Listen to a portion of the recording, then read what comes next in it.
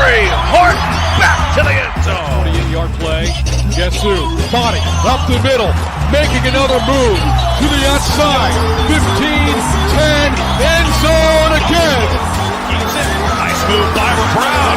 He's got space. He's got 6. 35-yard touchdown for Byron Brown. A record-setting night for the South Florida quarterback. Down so far, a little bit of a high snap. Genty right up the middle. Genty has room. Ashton Genty, give him 6. Second and long. Lagar tries to fit it in. Runnels, it does. Runnels stays up. The show's off. It's 4-3 Wheels. Incredible effort for Runnels. The G5 Hive. All G5, all the time. Welcome to the G5 Hive Live, where we are excited to bring you the G5 college football coverage you love each and every week. I am Luke, and I'm joined by my co-host, Justice. If you're watching us on YouTube, please hit that like and subscribe button. And if you're watching us on X, please give us a follow, a like, and a retweet. If you're listening to us in podcast form, please rate and review. The G5 Hive merchandise store is now live. Link in the YouTube comments as well as pinned on our X page and here at the bottom of the screen. Justice. We got college playoffs. Not a lot, kind of, it feels like a dead period kind of for us. We've pretty much, this will be the last show that we kind of have like content that was like kind of pre-made for us, where we, in the season, it's like, obviously you're just going to talk about the last week and the coming week. And then, this is the last episode. We're kind of wrapping up like the all G5 Hive teams and that we put together. And we got a couple exciting things coming before our, we got Hawaii kicking off spring practice here. I think that might be in the news and notes or at some point, yeah. But they'll be kicking that off here in February, and then it's into like, all right, we gotta make our own content. Obviously the transfer portal, we could probably just take however long we want on that because there's plenty of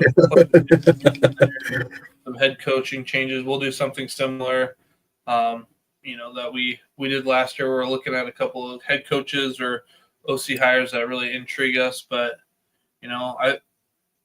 for the first time, I think all season, I wasn't doing a whole bunch of prep work all week or this or that. It was like, all right, wow, this is kind of weird. It's kind of weird. And I'm like, all right, next Monday the 20th, we'll have the national championship game. It's like, all right, well,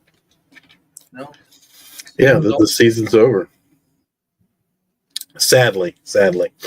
And NFL playoffs, got college football playoffs. No G5 team in the championship game, sadly. But yeah. We got independent, right? We got Notre Dame, so they're not G5, but they are an independent. But yeah, how's everything else going for you? Cold, man. Good, man. We got some snow last week, which is very unusual for us. I don't know. Maybe we got like an inch or two. But then when I woke up, we got it Friday night. When I woke up Saturday morning and went outside, it was just a slushy, sloppy mess. It wasn't it was just really, really wet. So for those who are listening and watching, I live in Iowa, Justice in Virginia. And he was talking about the snow coming. I just forget that there are people that live across the United States that don't experience the same thing I do.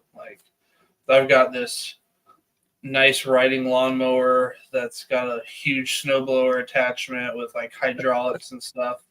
And just don't really own a snow shovel. We don't need that.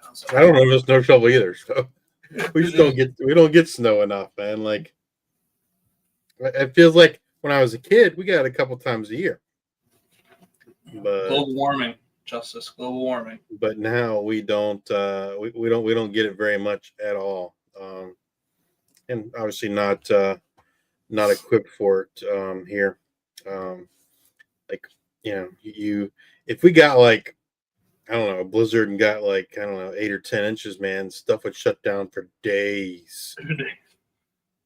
Because like they don't plow. Well, they only plow like a very select few main roads. Like getting out of your neighborhoods, you're on your own. They ain't never plowing that. Yeah, school. I mean, I remember, oh gosh, I must have been a senior. I feel like we didn't go to school for a whole week because there was so much snow and ice on the ground.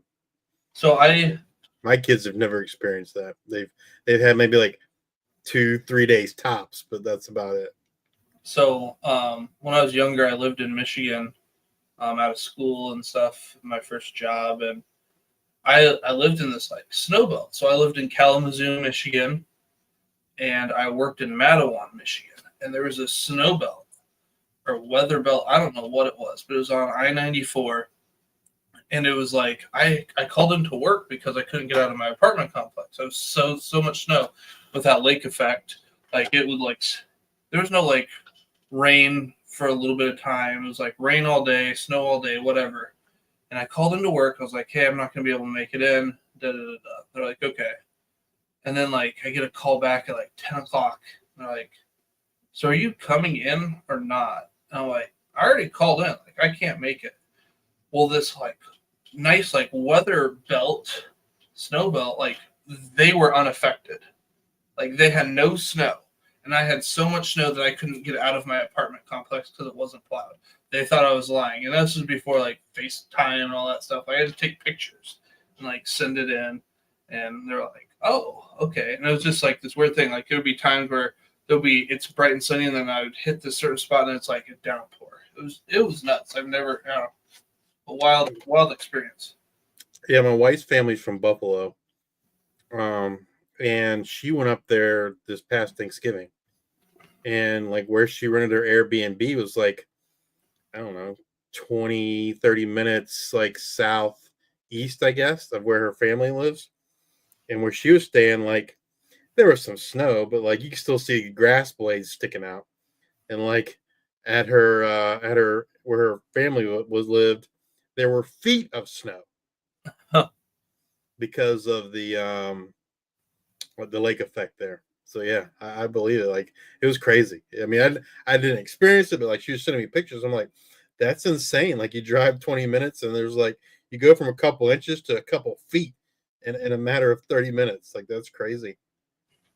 Crazy.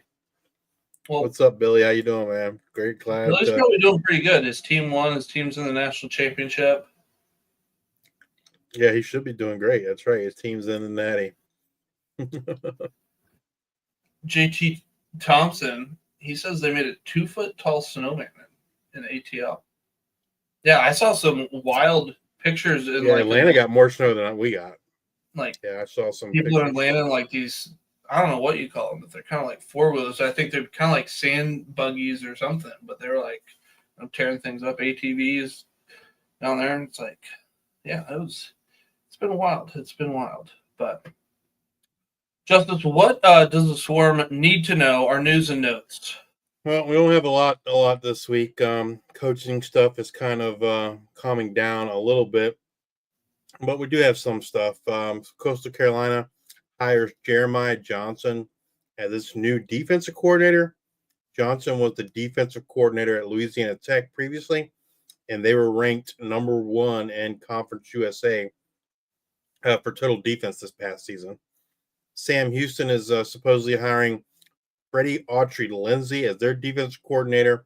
Lindsey was the co-defensive coordinator and Nichols/safeties coach at NC State. Georgia State offensive coordinator Jim Chaney will be moving to an analyst position within Georgia State due to some personal reasons. And Georgia State has promoted Hugh Jackson as its offensive coordinator. Jackson, formerly of the NFL, was an offensive analyst at Georgia State this past season. Temple hires Tyler Walker as its next OC, offensive coordinator. Walker was the offensive coordinator and QB's coach at Montana State this season, which led the FCS in scoring at 42.1 points per game. Tulsa hires Josh Reardon as this defensive coordinator. Reardon was the defensive coordinator at East Tennessee State with head coach Trey Lamb, so they all kind of moved over to Tulsa. And at East Tennessee State, they had the number one total defense in the Southern Conference this past year. Northern Illinois is expected to hire Rob Harley as its defensive coordinator. Harley was the Arkansas State defensive coordinator for the last 4 seasons. Speaking of Northern Illinois, they made it official last Tuesday. They're now football-only members of the Mountain West. And speaking of some potential more moves ahead, we've talked about it before, but Texas State to the Pac-12, those rumors seem to be kind of catching up again, or catching fire again, or some more smoke there. It hasn't been the first time. So this is like, hey, yeah, happened a while ago, and then it happened again, and now it's happening again. I think, there's got to be some fire to that smoke. Yeah. If that happens, I think the interesting thing will be what Conference USA does. I mean, not Conference USA, the Sun Belt does to backfill that spot. My natural inclination is they're going to go to Conference USA and take somebody. But I don't know. I mean, like some of the obvious folks you would think, like Louisiana Tech, maybe. Well, Texas State's in the West, so if they're only going to take one team, it's got to be a team in the, it kind of fits there. I mean, I could see maybe a Western Kentucky. The problem with Louisiana Tech, Western Kentucky, I think, is those folks were in the Sun Belt previously, and I think they burned some bridges possibly when they left the Sun Belt for Conference USA a while back. So it'd be real interesting. I mean, some other schools maybe they wanted to stay in Texas, maybe Sam Houston, Jacksonville State would certainly fit the geography of the Sun Belt West. I don't think they would want to bring someone up from the FCS. I mean, I guess that's possible, but I don't think that's what they would want to do. I mean, I would think if you weren't considering previous bad blood, I would think Louisiana Tech would be the choice, but I don't know. I don't know the history and how much bad blood there really is between like Louisiana Tech or Western Kentucky and maybe they'd bring up, like what is it, like SF Austin, or whatever that purple. You're thinking of Tarleton State. Charleston. Like maybe they bring in like something, a Texas school that is, like you said, a lower level that could. I don't think the Sun Belt. Like I said, I don't think that would be the Sun Belt's first choice, is to bring the team up from the FCS. I mean, they did it with James Madison, but I don't know that they'd want to do that at this point. But I don't know. It'd be interesting to see. I guess we'll find out if Texas State does end up going. We will find out what that is.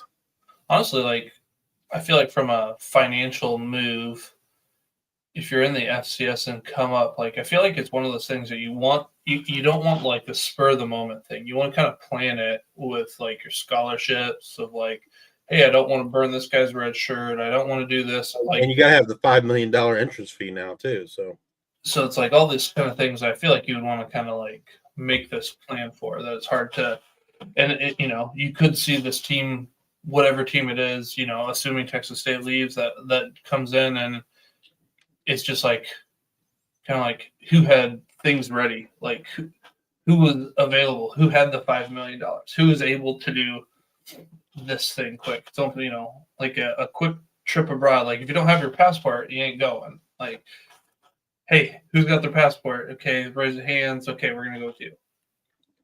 Yeah. So, be interesting to see what happens. JT asks, "What's the payroll for a G5 team?" I would say on average somewhere around $1 million. Now when I give you that million figure, that is all their whole NIL package. So that's basketball, football, whatever. Some may be on maybe closer to 2 million, but I feel like most are around that 1 million mark. The exception is Memphis. They have that FedEx money, and I think it's like 5 million a year that FedEx gives them, just FedEx alone. But they're certainly the aberration. They're not the norm for the G5. I would say most schools, their NIL is probably, I don't know, 1.5 million. But that's everything. That's football, basketball, women's basketball, baseball, whatever they're going to spend it on. Obviously, the assumption is the majority of that goes to football. But yeah, I would say most G5 schools are around there. I mean, I know that like we know that backup quarterbacks at the Power 4 level are making, 400,000, 500,000 a year. And I would venture to say that most G5s, or all, I'd probably say all G5s, with the exception of probably Memphis, they don't have a single player making that much money. Would be my my guess. So yeah, I mean, I think I don't really know what a QB is making at the G5 level. I mean, I don't know, $100,000. I'm assuming in most cases they're the highest paid player on the team. But I do feel confident in saying that a P4 backup quarterback, for the most part, makes more money than a G5 starter does. Again, Memphis is probably the only exception to that rule. There's maybe a chance that we have a chance to talk with some people within collectives who know other people in collectives that can give us like a roundabout number for a general of like, hey, this is maybe, so we can figure some of that stuff too in a future episode or so. JT, the one thing that I remember from our Worker Bee series last year that's just kind of interesting because it seems to like buck the trend compared to everything else. Do you remember when we were doing Eastern Michigan and they had some sort of stat of like there has been an Olympian track and field participant like every single year since like 1960 or something like that. Like I think it's been like 19 track and field between men and women who've been at Eastern Michigan. I assume that, and I like when you talk about like football getting the majority, like I feel like that would be the one program that's like has this oddball of track and field who probably brings in a lot of money there. So a little nugget just because I remember that from our Worker Bee series and it was super interesting. Yeah, he says a punter got offered $50K from the SOCOM. Assuming it's from a P4, I would believe that. I mean, that's kind of I've heard that number for like a kicker going to the P4. So yeah, the P4 has a lot of money. G5 doesn't have that money, and it's only the gap's only going to get worse with the revenue sharing. I've heard two numbers kind of thrown around in terms of what the revenue sharing is, but it's either 20.5 or 22 million a year. Those are the two numbers I've heard. So somewhere in that range. I mean, and that's what every school is allowed to spend up to that amount. You're not going to see a G5 spend that amount. They don't have that amount. You will see that the P4 spend that amount. So yeah, I mean, there's a big gap. And with this revenue sharing coming up, I believe it starts July 1st. You're seeing these kind of crazy numbers because now they have a lot more money to spend than they ever did. So you're seeing some, I don't know, crazy numbers out there for kickers, punters, backup quarterbacks, etc. For the Power 4 schools. As Luke was alluding to earlier, Hawaii. They will begin spring practice on February 3rd. They are always traditionally the first team to start spring practice. They start in February, end in February, and they were our first. Their beat reporter was our first interview last year. I guess it must have been in March. For some reason, I always want to think it was in January or February, but it had to be in March because they didn't finish spring practice until the end of February. So it must have been probably like the first week of March, something like that. We did that. We did that interview. So yeah, spring practice starting up for Hawaii. I think next. I haven't seen a schedule yet, but based on what happened last year, next is Liberty, and then maybe either Air Force or App State. Those seem to be the first four from a G5 perspective. Obviously, you get into April, you have all of them are in April, right? The vast majority of them are in April. So, a couple of things in the news this week that I wanted to spend some time talking about it. And the first was this proposal by the Power Four conferences to kind of take over NCAA championships. It was an article written by Ross Dellinger of Yahoo Sports, and it's a proposal from SEC, Big Ten, ACC, and the Big 12 to potentially remake the NCAA governance and championship structure. Obviously, shifting more authority to those four leagues over rulemaking, policy decision, and even postseason events. They want an expansion of their previously existing autonomous legislative powers, not only for rulemaking and policy decision making, but for NCAA championships as well, controlling concepts like tournament format, revenue distribution, and selection committee process. Wow. Wow. Just, it will become the power to at some point. It's just how much of roadblocks and hurdles will there be in that process. If they get this, I don't know, it just seems like it's sooner rather than later, because obviously you got the ACC and the Big 12, and we'll see what happens with all that the court cases there with Florida State and whatnot, and just assume the ACC gets to be a part of probably more so the Big 10, and then the Big 12's trying to figure out what they're going to do, and I don't know, it's frustrating. It is frustrating, but I guess at the end of the day, maybe I don't know. Maybe I'm like a whipped puppy at this point, but maybe there should be a split, because the revenue sharing and all that, it's going to be a huge. I mean, there's already a big gap. The gap's only going to get bigger with revenue sharing. It just is, because like we just said, no G5 or most G5s are not paying their starting quarterback $400,000-$500,000 a year. The P4s are paying that to a backup quarterback. And so, and you even got Darian Mensah, third string quarterback, makes pun intended, makes waves, becomes the QB1 for Tulane. Then he's off to Duke for $4.5 million. Well, it was $8 million, I think, over 2 years. Yeah. So, but yeah, I mean, for a year, the G5 can't compete with that.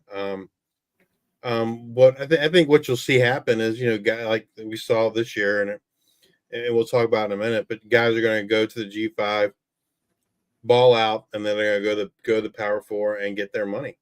That's just the way it's going to be. We've seen some schools kind of, and we've heard it in talking with other people around the G5, of they're changing their recruiting tactics. It used to be to get players at the G5. It was like, hey, look at our facilities. Our facilities are up to date. They're, this, that's how we're going to get people, is this and that. So, well, now we're, some of that's on a more level playing field, or some people, they decided to not put in a new like UTS or UTSA, they wanted to build this new indoor facility. And then they're like, with all of the whole NIL stuff, they're like, well, let's put a pause on that and put more, towards the money aspect of an NIL so we can try to get players here because that's what they want over, a nice air-conditioned, nice field indoor facility. I've already lost where I was rambling there. Well, I mean, this proposal, I don't think I personally don't see it getting approved, right? I just don't see it. I mean, JT's talking about the NCAA, and NCAA is like they all you gotta do is sue them. They lose every lawsuit there is. They don't really have much control anymore. It doesn't seem like. That's where I'm rambling too. Is like some of those teams are starting to transfer like what they get people hooked on, and it's like, hey, we've had X amount of players go to the P4, or we've had X amount of players go to the Big Ten or the SEC, or we've even heard of some that's like, hey, we've had X amount of people go to Alabama. Whatever that is that they can use as leverage of, hey, come, they've embraced Absolutely. that one and done. And it's like, hey, come here, we'll do this, we'll get, we understand what's going on and we're going to lean into it. And I think those teams are kind of ahead of the curve in a sense, because that's ultimately, as a college athlete, you want to do what's best for you. And really, the only power the NCAA has anymore is the basketball tournament, March Madness. That's it.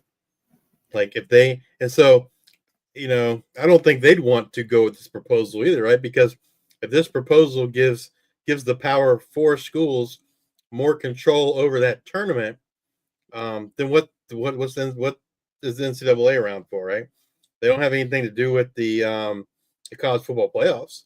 It's the cash cow for the NCAA is the March Madness basketball tournament. So yeah, I mean, and I can't see all the other the G5s, all the mid majors, etc. Voting for this proposal. But it should be a shock, right? I mean, obviously, they want more control, they want more power. That's nothing new. And to your point, Luke, I think, at least in football, anyway, I think we at some point we'll see a split of I think I've always said the Big Ten and the SEC kind of doing their own thing. At some point, I really do think that'll happen, but probably not until the lawsuits with the grant of rights and the ACC is decided. I do want to mention something. We talked about the NCAA basketball tournament. I know we are a football podcast, but I do want to bring this up for our listeners because it's a little nugget, and I'm here in Iowa, and it's just something kind of interesting right now. But Drake basketball, they play like the University of St. Louis, and they're in they're in the Ohio Valley Conference.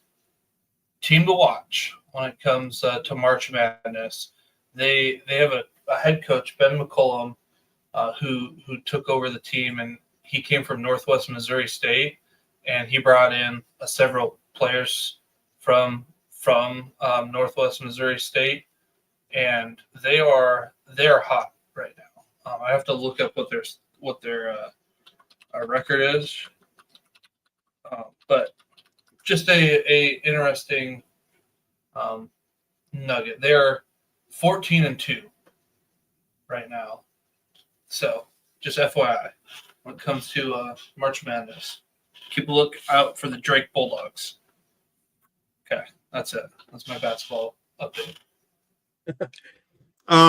Speaking about transfer portal, there was a lot of stuff last week. We're not going to talk about players in particular, but just some things we saw last week that I wanted to mention. So first off, there was ESPN article that Max Olson wrote. Talked about over 2,000 players entered the portal this cycle. That's almost a 30% increase as compared to last year, and more than 260 G5 to P4 transfers, which is almost a 40% increase over last season. The freshman of the year in the AAC, the Conference USA, MAC, Mountain West, Sun Belt, and even the Pac-12 all entered the portal. Again, no surprise. The G5 teams with the most players lost in the portal. Marshall was number 1 with 35. Coastal Carolina second with 34. And then New Mexico and Charlotte each lost 33. And 3 of those 4 lost their head coach. Coastal Carolina is the only one that did not lose a head coach. A lot of the Marshall guys have followed down to Southern Miss with Coach Huff. And then, New Mexico guys have kind of scattered around. You see some at Utah, some Utah State, and I couldn't really tell you where the Charlotte guys have gone to. But this kind of leads into something we saw from a friend of ours, a friend of the program, covers Arkansas State. I believe she's on, I don't know if it's ESPN radio. It's definitely sports radio. I know that. But Kara Ritchie down in Jonesboro, she tweeted some stuff out last week talking specifically about the Sun Belt because of Arkansas State. But the Sun Belt All-Conference first team, every player but one has either transferred or is out of eligibility. When I looked through her list, looked to be around 16 or so that have transferred.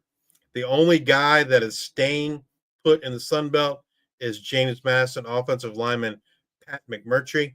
And he would have been out of eligibility. He got a year back because of that new JUCO ruling. So he's the only guy on the All Sun Belt first team that is returning to their school. And then she goes on to say, following 2023, there are 26 Sun Belt players that moved to the Power Four. Of those 26, only 2 saw their snap count increase, and then only another 4 saw their snap count decrease by 10% or less. And so that's 6 guys, 6 out of 26, that played roughly the same as what they played in the G5. Not good odds. But it's also important to know, of those 6, 4 of those were JMU guys that followed their head coach, Kurt Cignetti, to Indiana. So, we talk about this a lot. There's, a lot of guys transfer up and they don't see increased playing time. But they generally do see increased money, especially nowadays. So that's kind of what these guys are faced with is what do I want? Do I want playing time, or do I want more money? That's kind of that's the question you're faced, and you can't really blame them for either decision, right? Because some of the making NFL is not realistic for everybody, and so they're probably not going to in something other than sports, right? And so, if they can go up to Oklahoma and make $400,000 as the backup quarterback, all for it, right? Because they're likely not to make that money up. They're not going to make that amount of money playing football for sure, and probably not in doing something for a couple months. So you can't really blame them when they take the money. I mean, I played college baseball, and I was a pitcher. But if I were a catcher, you can just go be a bullpen catcher, knowing, because that's a legitimate job. You can go there and you can. I have a buddy who went and he worked for the Twins. You're never going to go into a game. You're just hired to catch bullpens. That's it. And you just travel with the team. They pay for everything. You are pretty much just like a player, but you get paid. I don't know how much it is. Not great money, but you get to go and experience everything as a major league player does, and get to go to see all the games, and know you're never going to go in there. You just got to catch a couple bullpens here and there. Wouldn't be too bad. But one thing that I've heard, other folks were responding to Kara and her comment about all these Sunbelt players, first team players all leaving. I heard an interesting comment from an athletic director last week. I'm not going to say their name, but they said, well, maybe we as a G5 shouldn't produce an all conference team, or maybe we shouldn't give out awards, postseason awards, because the Power Four are just using this as a shopping list. And that was his take on it. And I gotta tell you, I don't disagree. That's a bad take, in my opinion. I don't disagree with the sense that like it's a shopping list, but reward the players for their contributions and what they've done and get those accolades. I mean, and I think at the end of the day, like by the time those all conference lists are released at the end of December, the P4 knows who these guys are. They're not waiting for you to produce an all conference first team to go out there and offer a bunch of money. They're gonna know who Mike Green is. Like if Mike Green was doing, did all this as a sophomore, like they're gonna know who Mike Green is, especially like Ohio State or these teams that like, hey, our offense usually does this, and there was a wrecker on the defense.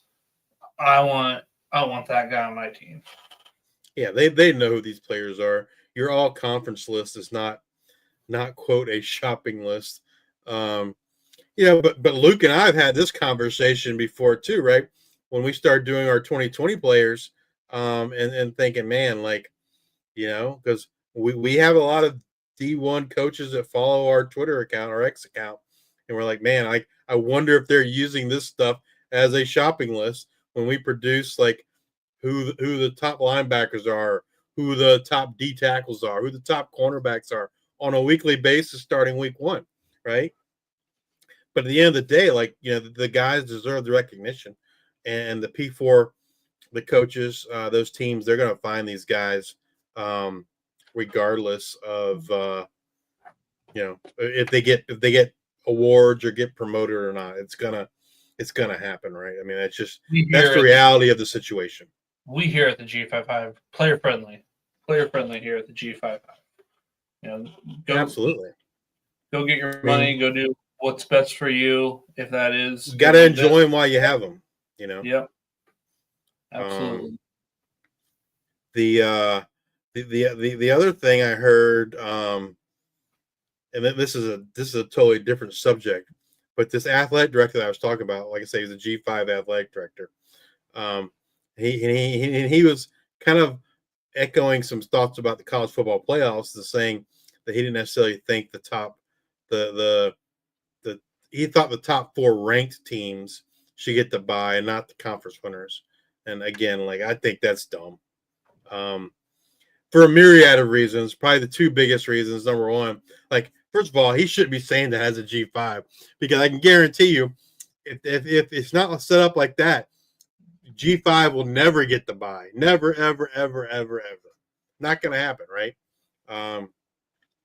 But to me, the bigger problem is if you get rid of, non-conference champions getting the bye, then let's say, I don't know, look at whoever the number 2 team is. Let's say Georgia's ranked 2 and they got to play number 3 Alabama. Why would they play each other? Because whoever loses is probably not going to get the bye. So, yeah, we don't want to play the conference championship game because it's going to cost us a bye. I mean, that's what would happen. You couldn't really galaxy brain this. I don't remember if we talked about it on this show or not. But it's like, you could just like forfeit a game and it goes down in the record books as a 1-0 win or a 1-0 loss. It's like, well, we didn't play the game. We only lost by 1 point. Yeah, I mean, I just like, I understand the argument for it, but I just think like you just can't do it because it kills the conference championships. But I don't know. That's a discussion for another day. But yeah, like Billy said, maybe the G5 should have a separate playoffs.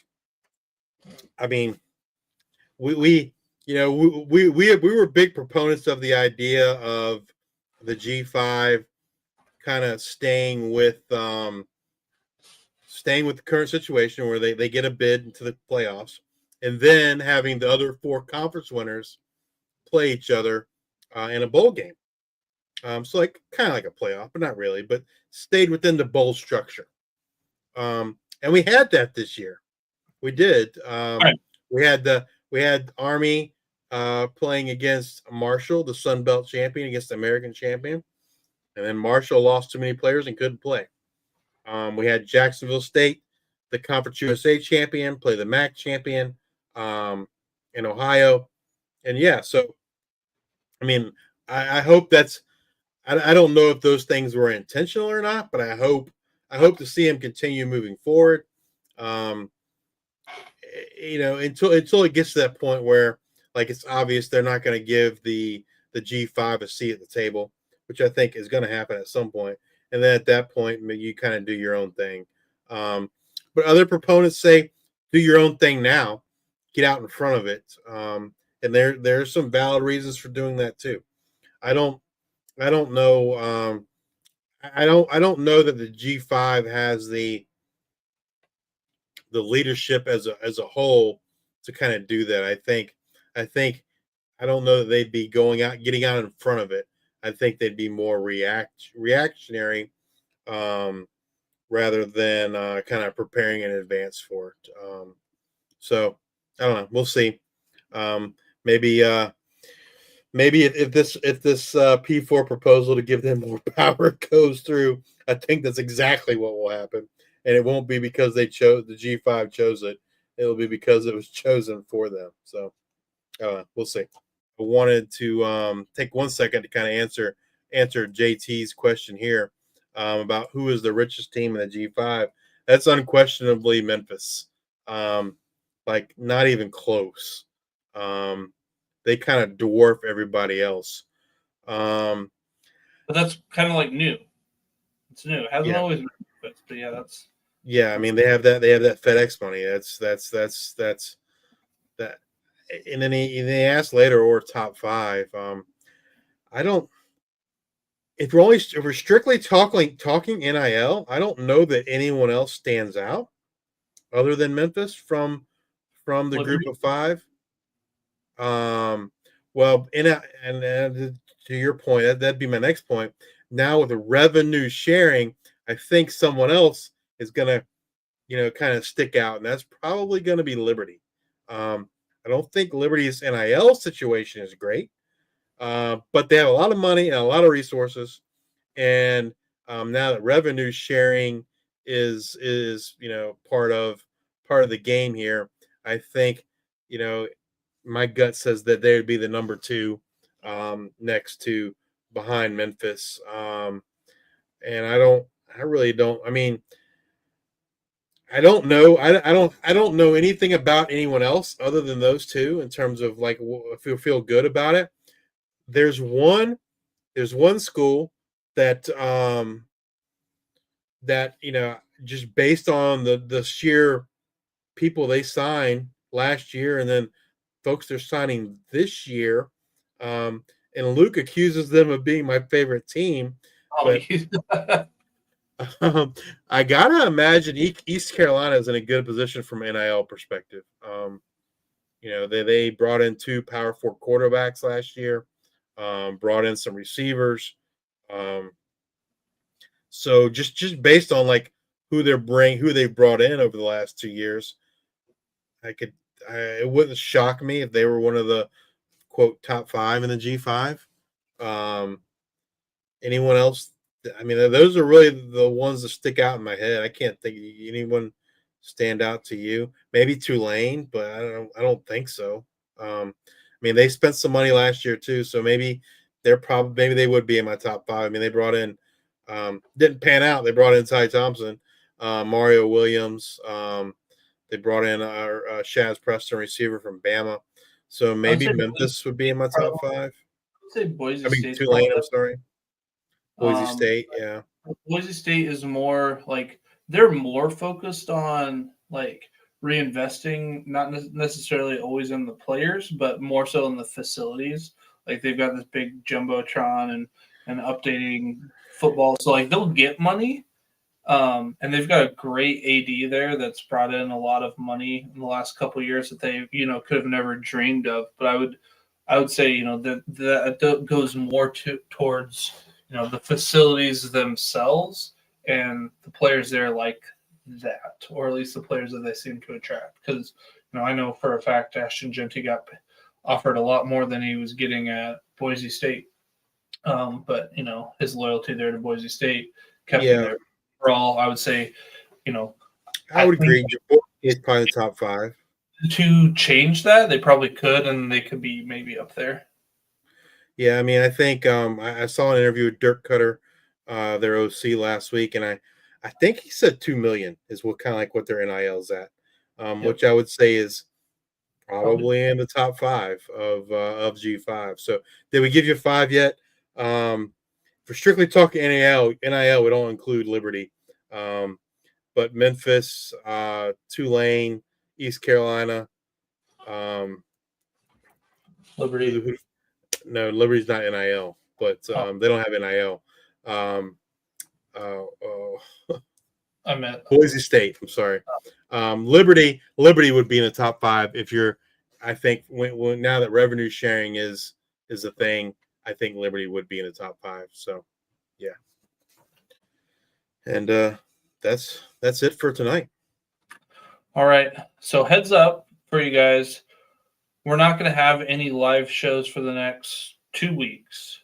We're still trying to iron out a couple details.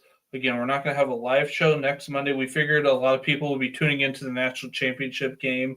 We want to watch it too. So we're going to be watching that national championship game. We're going to hope to maybe have a recording that goes out. I don't know, Justice, that would go out the 27th. So it'll go out. Well, it'll be on that Monday of the championship game. There's a chance that we might have something. Oh, and that'll be the following Monday, the 27th. Okay. Because we were talking about possibly two things. Maybe we haven't confirmed the first one. So for sure, we will have a recorded show coming out on the 27th. We'll be talking with someone that runs an NIL collective, and we're going to talk about the impacts of the House settlement, revenue sharing, NIL, and the impacts that the G5 have seen from that. That will be out on, like I said, Monday, Monday the 27th. We'll put it out we'll probably release it that morning. So it'll be on our YouTube channel. Real quick, JT says how many G5 teams now? There were 65 if you did not include Washington State and Oregon State. This year, we're adding Missouri State and Delaware, who will become part of Conference USA. So that kicks us up to 67. And if you want to include Washington State and Oregon State, which that's what they are G5, it would be 69. That also includes UConn as an independent. UMass was independent, and we've included them. They will be in the MAC next year, so they will be officially a G5. So that's how we get to the 69. You got all the officials, the official G5s, plus if you want to include the Pac-2 and UConn would get you to 69. Nice. Yeah. Again, no show, live show Monday, January 20th. But come back and join us in 2 weeks, and we'll dive into that NIL and always bring you up to date on the latest news and happening in the world of G5 college football. Again, next 2 shows, no live show. There's going to be at least one recording that will drop Monday, January 27th. If you're watching us on YouTube, please hit that like and subscribe button. And if you're watching us on X, please give us a retweet, a like, and a follow. And if you're listening to us on Apple Podcasts or Spotify, please subscribe and leave those 5-star ratings and reviews. Thank you all for your support. Until the next time, we are the G5 Hive.